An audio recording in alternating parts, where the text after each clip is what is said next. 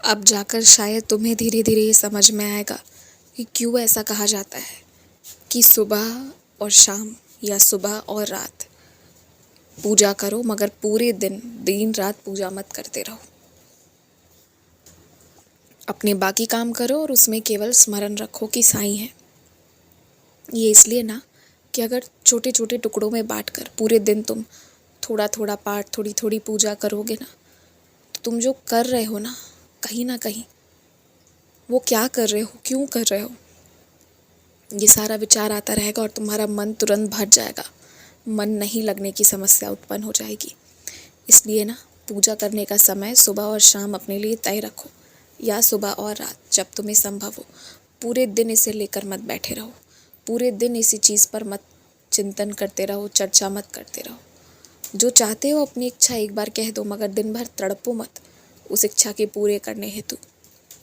नाम जाप लिखने का, नाम जाप करने का, मंत्र उच्चारण करने का, पाठ करने का एक समय रखो और उसी समय पर प्रतिदिन करो। तुम्हारा बुद्धि देखना प्रतिदिन उस समय पर ना मुझ में ज़्यादा ध्यान, ज़्यादा लीन हो जाएगा।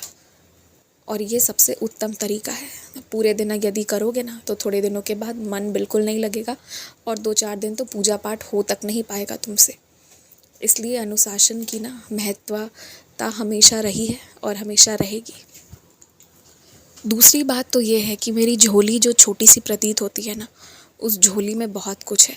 तुम कुछ चाहो और वो ना मिले, ऐसा हो ही नहीं सकता। लेकिन तुम उसे चाहते हो, ये तुम्हें सिद्ध करना होगा कि वाकई में तुम चाहते हो और वो चीज़ मिलेगी। तो उसे मिलने के साथ जो भी उपलब्धियाँ या जो भी रुकावटें, ये दोनों चीज़ें आएंगी, क्योंकि हर चीज़ की अच्छाई और बुराई दोनों होती है। तुम उन दोनों के साथ उसे स्वीकार कर रहे हो। यदि ये सारी बातें तुम मुझे बता दो, ये चीज़ें तुम सिद्ध कर दो, तो तुम्हें वो मिल जाएगी। और जो सच में तुम दिल से चाहोगे ना, वो तुम्हें सच में मिलेगी और शीघ्र मिलेगी। जिस कॉपी, जिस पन्ने में तुम नाम जाप लिख चुके हो और वो पन्ना भर गया है ना, तो उस पन्ने को अभी संभाल कर अपने पास रखो। किसी संत फ़कीर का ज़माना होगा और वो तुमसे मांगेंगे तो उन्हें सौंप देना ये।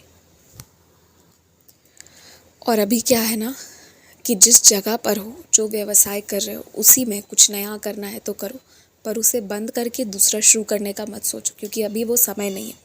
अब जीवन में कुछ अलग अलग बदलाव का समय आ गया है, तो वैसे समय में जो हो रहा है उस पर बदलाव करना है तो करो, पर पूरी तरह उसे बंद मत करो। उसमें तरक्की लिखी है तुम्हारी। खुश रहो, मुस्कुराते रहो। कष्ट निवारण मंत्र ज़रूर पढ़ना। और हाँ, मेरी स्तवन मंजीरी का पाठ अगर पूरा नहीं कर सकते ना, तो उसे कम से कम घर पर बजा कर छोड़ दो।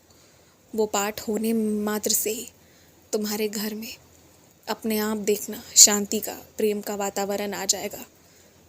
उसे प्रतिदिन बजाया करो। हो सके तो ध्यान से सुना करो। नहीं भी ध्यान से सुन पाते हो, फिर भी जो भी हो पाए उतना करो।